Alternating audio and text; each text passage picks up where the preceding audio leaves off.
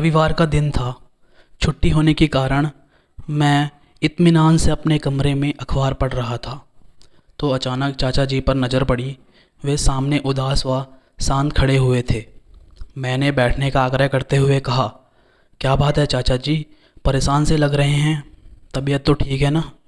मैं ठीक हूँ बेटा, तुमसे कुछ कहना चाहता हूँ। बैठने के बाद चाचा जी ने धीरे से कहा। मैंने अखबार एक और रखते हुए कहा, तो कहिए ना चाचा जी।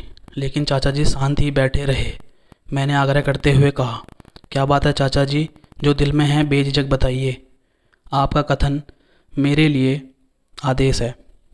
चाचा जी की चुप्पी दरअसल मेरी बेचैनी बढ़ा रही थी। बेटा पवन, तूने कभी भी मेरी बात नहीं टाली है। आज भी इसी उम्मीद से तेरे पास आया हूँ। तेरी चाची का और मेरा विचार है कि तू मिताली से शादी कर ले, उसे सहारा दे दे। बेचारी कम उम्र में विधवा हो गई है और दुनिया में एकदम अकेली है। मायके में उसका कोई नहीं है। हम बूढ़ा बूढ़ी का क्या भरोसा, तब वो अकेली कहाँ जाएगी। चाचा जी ने धीरे धीरे अपनी बात रखी। उनकी आंखें सजल हो उठी। गला भराया और चाचा जी की बातें सुन रहा था और क्यों ना समझ नहीं पा रहा था। मेरे सक्षम एक और चाचा जी का निर्णय था तो दूसरी ओर मेरा प्यार जो पनप चुका था। मुझे लग रहा था कि वह बात सच है कि जीवन पथ का अगला मोड़ क्या है और कैसा होगा कोई नहीं जानता। आज जीवन पथ का ऐसा मोड़ मेरे समक्ष आ खड़ा हुआ है जिस पर मुझे अपने परिवार के प्रति अपने कर्तव्य एवं अपने प्यार में से किसी एक का चुनाव करना था। मेरे जीवन पथ का प्रथम पड़ाव बचपन शुरू में काफ़ी खुशहाल था। मैं अपनी माता पिता की इकलौती संतान हूँ। पापा बैंक में मैनेजर थे और माँ कुशल गृहिणी। चूँकि पापा घर के बड़े बेटे थे और माँ अच्छे स्वभाव की महिला थी, इसलिए मेरी वृद्धा दादी हमारे साथ ही रहती थी। मुझे माँ बाप के साथ दादी का भी भरपूर स्नेह प्यार मिलता रहा। पटना के सबसे अच्छे स्कूल में मेरा दाखिला करवाया गया था। पढ़ाई में मेरी विशेष दिलचस्पी थी और शुरू से ही मैं मेधावी रहा, इसलिए अच्छे अंक लाता था। पढ़ाई के साथ खेल कूद गायन आदि में भी मेरी विशेष रुचि थी। मुझे माँ पापा का पूरा प्रोत्साहन मिलता रहा, इसलिए सभी क्षेत्रों में मैं अच्छा कर मैं परिवार और स्कूल की आंखों का तारा बना रहा। मेरे जीवन पथ में अचानक ही अत्यंत कठिन और पथरीला मोड़ आ खड़ा हुआ। मैं उस समय कक्षा 8 में पढ़ता था। माँ पापा का अचानक रोड एक्सीडेंट में देहांत हो गया। मेरे पास इस दुख को सहने की ना तो बुद्धि थी ना ही हिम्मत। मैं हताश और हारा हुआ सा सिर्फ रोता रहता था। उस कठिन समय में दादी ने मुझे ढाढ़स बंधाया और अपने छोटे बेटे यानी मेरे चाचा जी के घर मुझे ले गई। मैं चाचा चाची के साथ जमशेदपुर में रहने लगा। उनका इकलौता बेटा पीयूष था। वह मुझसे 2 साल छोटा था। चाचा जी ने उसी के स्कूल में मेरा नाम लिखवा दिया। मैं वहाँ भी अच्छे अंकों से पास होने लगा। चाचा चाची मेरी रहने खाने पीने पढ़ने लिखने आदि की व्यवस्था देखते, लेकिन मेरे और पीयूष के प्रति उनके व्यवहार में थोड़ा फ़र्क रहता। जैसे चाची मुझसे नज़रें बचाकर पीयूष को कुछ स्पेशल खाने को देती, लेकिन पीयूष मेरे लाख मना करने पर भी उसे मुझसे शेयर करता। मैं चाचा चाची के सारे भेदभाव नज़रअंदाज कर तहे दिल से उनका आभार मानता कि उन्होंने मुझे बेसहारा को सहारा तो दिया ही, अच्छे स्कूल में मेरा नाम भी लिखवाया। मेरी जाजी जब तक रही मुझ पर विशेष ध्यान देती रही, किंतु वे माँ पापा के आकस्मिक निधन से अंदर तक टूट चुकी थी। उनके जाने के 2 वर्ष बाद ही वे चल बसी। चाचा चाची पीयूष की उच्च शिक्षा हेतु अक्सर चर्चा करते, किंतु मेरे प्रति उनकी ऐसी कोई जिज्ञासा नहीं थी। मैंने 12वीं की परीक्षा उच्च अंकों से पास की। फिर बीकॉम करने के बाद बैंक परीक्षा में उत्तीर्ण होकर मैं सरकारी बैंक में पीओ बन गया। इत्तेफाक से मेरी नियुक्ति जमशेदपुर में हुई थी, तो मैं चाचा चाची के साथ ही रहा। वैसे भी मेरी दिली इच्छा यही थी कि मैं चाचा चाची के साथ रहकर उन्हें सहयोग दूं, क्योंकि दोनों को ही बढ़ती उम्र के साथ साथ स्वास्थ्य संबंधी समस्याएं भी होने लगी थी। पीयूष ने बेंगलुरु से MBA किया, वहीं उसका एक मल्टीनेशनल कंपनी में सिलेक्शन हो गया। हम सभी का उसकी खुशी से खुश थे। उसे जल्दी ही अपनी जूनियर मिताली से प्यार हो गया, तो चाचा जी ने उसकी पसंद को सहज स्वीकार करते हुए धूमधाम से उसका विवाह कर दिया। शादी के बाद पीयूष और मिताली बेंगलुरु लौट गए। पीयूष की शादी के बाद मेरा मन कुछ ज़्यादा ही खालीपन महसूस करने लगा। उसी दौरान कविता ने कब इस जगह बना ली मुझे पता ही नहीं चला। कविता मेरी ही बस से आती जाती थी। सुंदर सुशील सभ्य कविता विशाल हृदय मालूम होती, क्योंकि हमेशा ही सबकी सहायता हेतु तत्पर तैयार दिखाई देती।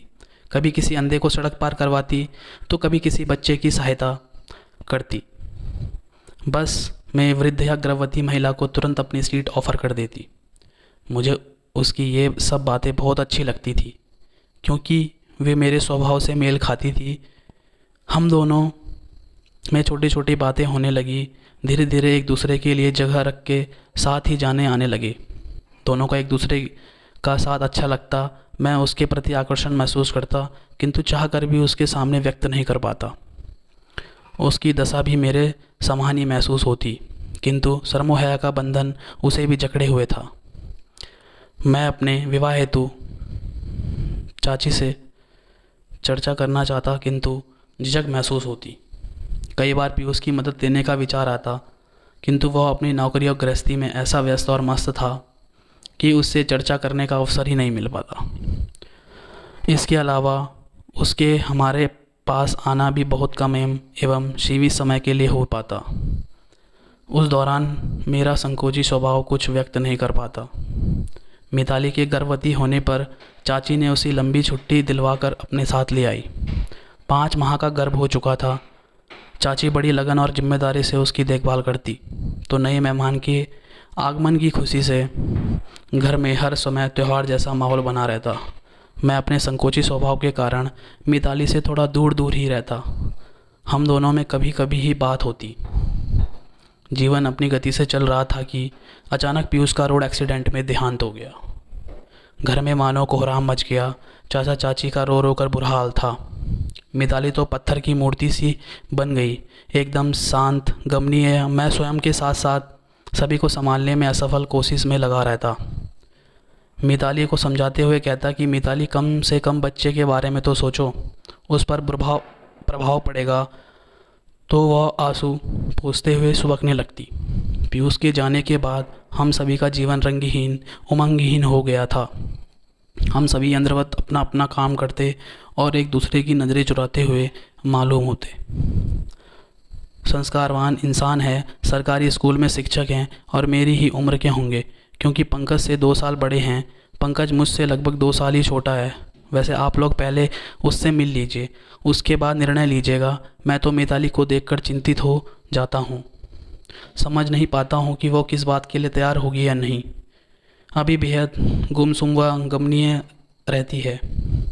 बेटा तो चिंता ना कर, उसे विवाह के लिए हम सभी को प्रोत्साहित करना होगा। विवाह होने पर स्वयं को सुरक्षित महसूस करेगी, जिसका प्रभाव गर्भ पर भी सकारात्मक पड़ेगा। बेटा अब वह स्वयं को अकेली और असुरक्षित महसूस करती होगी। एक औरत होने के नाते मैं उसकी भावनाएं समझ सकती हूँ।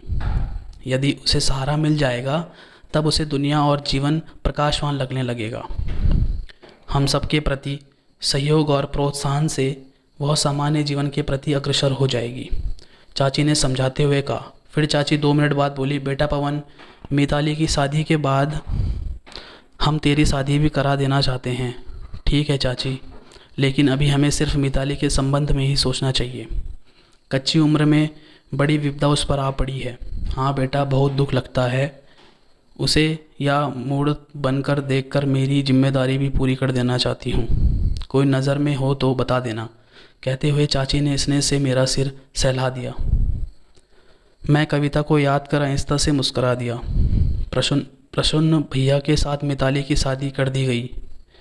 उनके प्यार, संरक्षण एवं हम सभी के स्नेह, सहयोग एवं प्रोत्साहन से मिताली ने स्वयं को संभाल लिया। समय से उसने प्यारी सी बेटी को जन्म दिया तो हम सभी को सारा संसार गुलजार महसूस होने लगा। सबसे बड़ी बात तो यह हुई कि अब मिताली खुश रहने लगी।